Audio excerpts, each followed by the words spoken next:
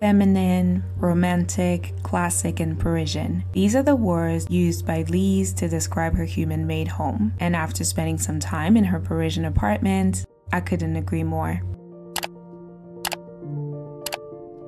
Welcome back to episode 3 of Human Made Homes. Today we are asking ourselves, what does a romanticized Parisian apartment look like? The answer to this question lays with Lise. Lise is an artistic director for the brand Vanessa Bruno, a content creator on Instagram, a lover of fashion and Parisian lifestyle. Here is the story of her captivating space told by the human who made it. Don't forget to activate the caption for the subtitles. Alors du coup, premier espace dont on a passé un tour, qui est ton salon.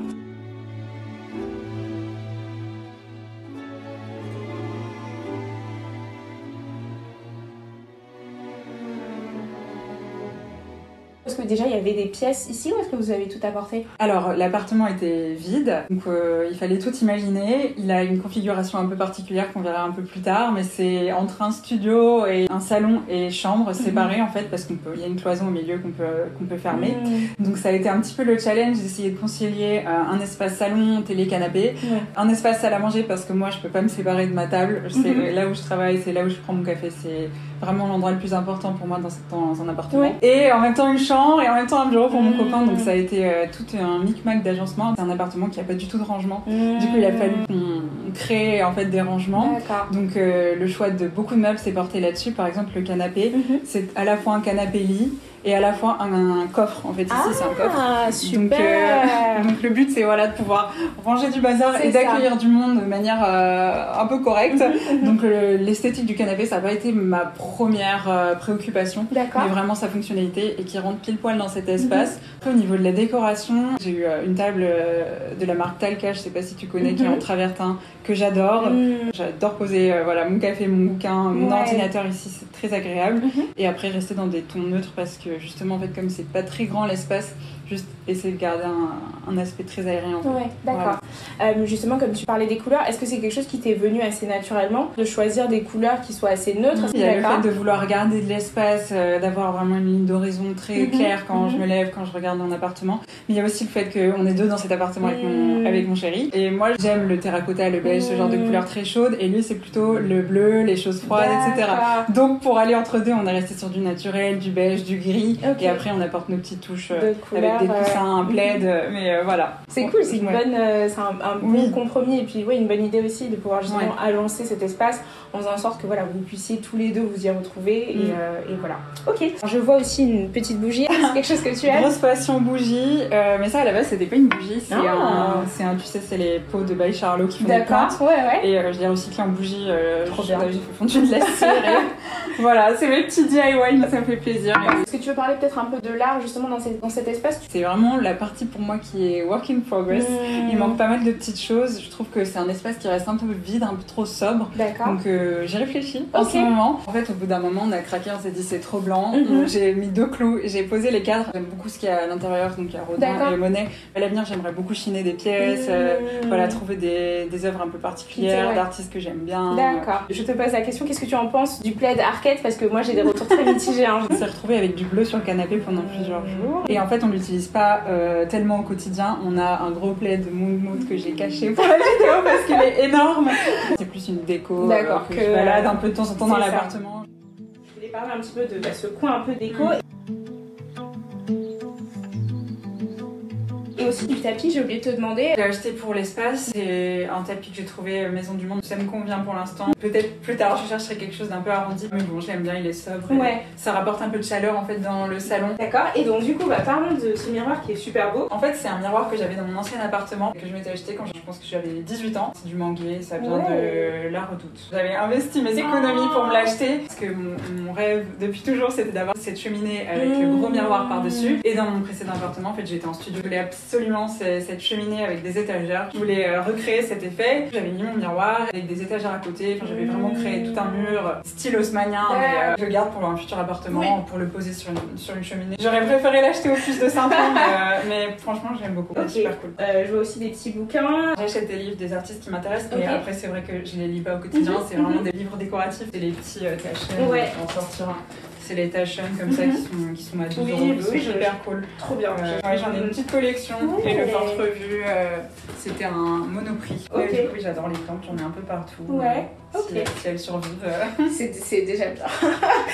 At this specific time in the apartment tour, I wanted to know about Lisa's process to decorate and furnish her home. I always end up asking this question because I like the diversity of answers and tips I get. So, first, Lisa talks about her use of Pinterest for inspiration and to get a different perspective of her home. This is why she takes photos of her space and adds them to her boards. She also likes to be flexible with new furniture, moving it around until it has found its rightful place. Okay.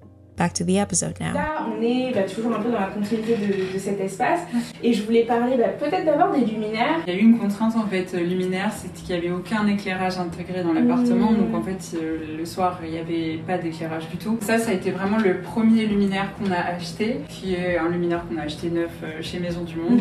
Au début j'ai eu une petite appréhension parce que bon, c'est d'inspiration assez scandinave, assez minimaliste, un peu rétro, qui est pas vraiment on va dire la typologie de l'appartement de base, qui est très classique. Bon, après on a réussi je trouve à l'intégrer avec le canapé, le tapis, la table. Finalement il y a une espèce de bulle qui est assez solide on va dire au niveau des raccords de déco. Et sinon on a plus ou moins apporté des luminaires au fur et à mesure, un par un. On a mis des petites ampoules connectées partout avec les lumières qui changent. Ça fait beaucoup aussi. Le soir, c'est hyper agréable d'être chez soi, surtout l'hiver qui est un peu dur. Cette petite-là qui est sans fil, qui est hyper pratique, que j'aime beaucoup pour déplacer justement sur ma table quand je travaille. C'est très Louis Poulsen d'inspiration. Je préfère pas investir dans une pièce donc je suis pas sûre. Et là, pour le coup, je voulais d'abord tester, voir ce que justement, si ça faisait pas un peu bizarre avec l'appartement classique. Mais non, j'aime bien. Parlons d'une des pièces un peu, on va dire, maîtresse de ton espace. Oui, pour les cheminées traditionnelles. Exactement. C'est une cheminée qui était déjà bien sûr là dans l'appartement. Il y avait ce miroir intégré au mur, miroir qui était blanc, qu'on a repeint avec une peinture métallisée. D'accord. Et après, on aime bien poser des petites choses, des petites bougies, un vase. J'avais pas forcément d'idée précise pour décorer la cheminée, mais je savais que dans cette petite niche, je voulais construire des étagères, donc ça c'était pas dans l'appartement quand on l'a loué. Et on a parlé un petit peu des fleurs tout à l'heure. Il y en a pas mal et je trouve ça trop cool parce que pour le coup les fleurs j'adore. Est-ce que c'est des fleurs fraîches et est-ce que c'est quelque chose, c'est une de tes habitudes? Je pense que ça me caractérise vraiment. Tous les week-ends, voilà, des gros bouquets, j'aime beaucoup en mettre au moins. Quelques petites fleurs sur la table ici et puis de temps en temps sur la cheminée. Un sur la table du salon. L'appartement il est très minimaliste, très sobre en couleurs et ça apporte la petite touche de fraîcheur, la petite touche de couleur, voilà. Et puis au printemps ça fait du bien aussi. Donc du coup les bouquins c'est des bouquins que vous aviez? Alors il y en a beaucoup qui m'appartenaient, il y en a un qui lui appartient, c'est le Formule 1 je pense. Il y en a un peu plus vieux que j'ai chiné dans les puces, dans les Emmaüs aussi beaucoup. Comme j'ai fait du design graphique, j'ai eu pas mal mes parents qui m'offraient des livres de publicité, design graphique, etc. Et je les range par couleur. Et les petits Gallimard, j'aime beaucoup. Si j'en trouve un dont le titre et le résumé me plaît, je l'achète. Alors, je voulais aussi qu'on parle un petit peu de ta table qui est très belle. Alors celle-ci, on l'a achetée de seconde main sur le Bon Coin. C'est une imitation de la table Tulipe Knoll. Donc c'est pas du vrai marbre. D'accord. Contrairement à ce que ça pourrait laisser penser sur toutes mes photos Instagram. Moi, je préfère les tables en bois plutôt que le marbre. Mais dans cet espace avec la cheminée noire derrière, je me suis dit que ça allait faire vraiment très dense. Le bois plus la cheminée noire. C'est une 4 personnes, mais c'est très bien pour l'espace. J'imaginais même peut-être avoir une table un peu plus petite et l'imitation marbre. Donc j'ai voulu plutôt ramener la lumière naturelle à l'intérieur avec une continuité de blanc. D'accord. C'est intéressant que tu dis ça parce que j'ai filmé un appartement tour avec Daniel il y a quelques temps et justement donc lui il a beaucoup de bois dans son espace et il me parlait aussi de ça, de ramener certaines matières comme le verre, comme le marbre justement pour ramener de la lumière tout simplement. C'est intéressant comme process. C'est vrai que c'est assez intuitif mais quand on y pense en fait c'est logique. Et pareil le pied tulipe en fait les 4 pieds ça prend beaucoup de place visuellement. C'est tout un micmac pour rentrer les chaises. Donc là le pied tulipe ça permet vraiment d'avoir le moins de matière possible et c'est ce que j'ai cherché même dans les chaises. Justement alors parlons des chaises. Du coup elles sont assez récentes. Donc les deux B32 de Marcel Breur, je les ai trouvés au Puce de Saint-Ouen. Trop bien. Donc ça a vraiment été mon achat, je pense, mobilier le plus conséquent pour l'instant. So as we are now discussing the 2 Marcel Breuer chairs Lise bought secondhand, this is the perfect place to talk more about her relationship with secondhand furniture and decor. Lise reveals that the proximity of 2 of her favorite Parisian flea markets involved and Saint-Ouen help her greatly for inspiration and to buy both tableware and furniture. Although Lise remembers liking vintage decor for a while, she confides that this is a habit she has been cultivating post-2020. J'en ai eu qu'une paire parce qu'il y avait qu'une paire de disponibles. J'ai hésité pas mal à acheter une deuxième paire. Il faut savoir que du coup le modèle, selon une réédition ou une autre, ils n'ont pas les mêmes tailles, ils n'ont pas les mêmes largeurs, etc. Donc il y a aussi le jeu de trouver la paire qui va avec celle que j'ai déjà. Mais en fait, j'en ai pas tellement l'utilité, donc j'ai choisi d'avoir une troisième chaise qui est un peu différente. Mais alors celle-ci, c'est vraiment mon petit fauteuil. C'est une petite chaise que j'ai trouvée de Social Family au BHV. Ouais, en bouclette, ça passe bien. Pareil, c'est blanc, donc je la mets devant la fenêtre comme ça entre la chaise et la table. J'ai l'impression qu'on les voit presque pas en fait. Je trouve que justement dans ton espace, c'est presque romantique, je dirais. J'ai toujours été une fille assez rêveuse, très pastel, très épurée, donc ça, je pense que ça me caractérise assez bien. J'ai fait beaucoup de dessins aussi, et dans mes peintures, dans mes dessins, ça a toujours été très romantique, très féminin, classique, romantique, haussmannien. C'est ce qui me plaît le plus, je me sens très à l'aise dans cet environnement. D'accord. Voilà. Mais ça n'a pas été une évidence quand j'ai voulu aménager l'appartement, mais c'est assez naturel. Dernière petite question. Il y a pas mal de miroirs, j'ai pas dit ça, mais il y a pas mal de miroirs dans l'espace. Il y a celui qui est là un petit peu par défaut, celui qui était au-dessus de la cheminée, et après c'est le miroir plein pied.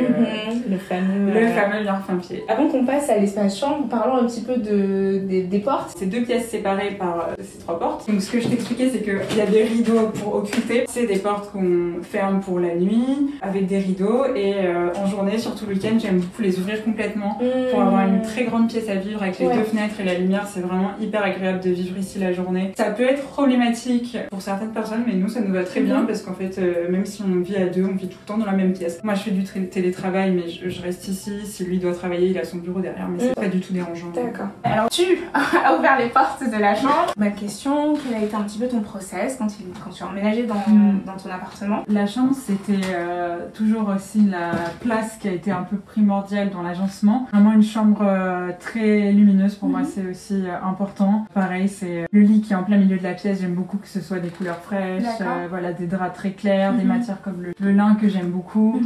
Beaucoup d'oreillers, je trouve que c'est toujours, ça donne envie de se mettre dedans. En fait, on n'avait pas du tout de dressing, donc la contrainte c'était de faire entrer un dressing suffisamment grand pour 2 personnes et un lit. Dans l'idéal, j'aurais évidemment aimé avoir des rangements au-dessus, etc. Mais pour pas perforer tout le mur, on s'est arrêté à des petites étagères entre les 2 armoires. Et voilà, un lit-coffre pour pareil continuer à ranger des choses. On avait un espèce de banc très bas avant où j'avais mis toutes mes chaussures. Ça m'arrangeait pas forcément. Alors on a pris ce meuble haut pour poser, et oui, du coup je me suis fait un petit coin, et puis au fur et à mesure, et je suis super contente parce que je trouve ça hyper mignon d'avoir ça juste à côté de mon lit. Here is a quick pic at Lisa's kitchen. Par rapport au reste de l'appartement, il y a un énorme contraste, ça a été refait je pense très récemment. Tout est blanc, donc on a essayé d'ajouter des petites choses sur les étagères qui étaient déjà là quand on a eu la cuisine. Donc là, ça c'est des céramiques que j'aime beaucoup, j'aime bien disposer les bocaux, ma petite corbeille de pain, des plantes, voilà. Et ça, on a rajouté ces carreaux verts pour avoir voilà, une couleur un peu plus fraîche. Avant c'était beige. Back to the living room to conclude this episode. On est à la fin de ton appartement tour. Merci beaucoup de m'avoir reçu. Merci à toi.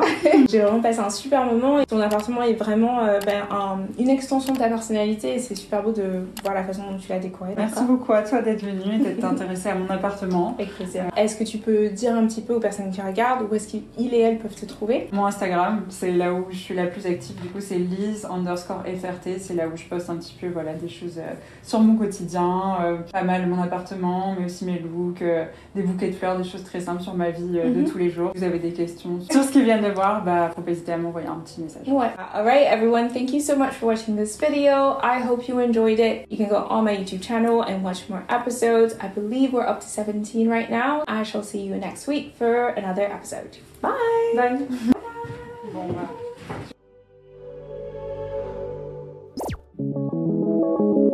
How does a space transforms into a home? What makes someone choose vintage, instead of new, minimalism instead of maximalism.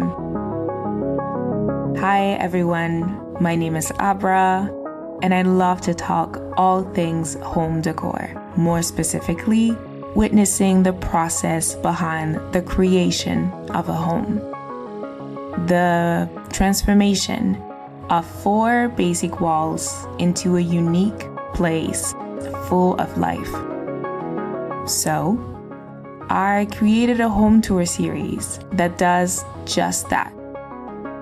At first, I mostly filmed with my friends in their Parisian apartments, but with time came travels and episodes in New York City, Brooklyn, Amsterdam, Berlin, London. The new season is right around the corner. In episode 1, we are back in Paris with Daniel and his Art Deco inspired home. As we journey through season 3 and are invited in new human-made spaces, we will explore decor tips for small spaces, Parisian flea market addresses, vintage finds, storage recommendations, and hopefully gems that you will be able to take away with you. Each episode will focus on a human and the home they have intentionally carved for themselves. The series now counts 16 episodes, all available on my YouTube channel at Abra da Graça. If you or someone you know would like to be featured on new episodes, feel free to message me on socials at Abra da Graça across platforms, or simply email me. Happy watching!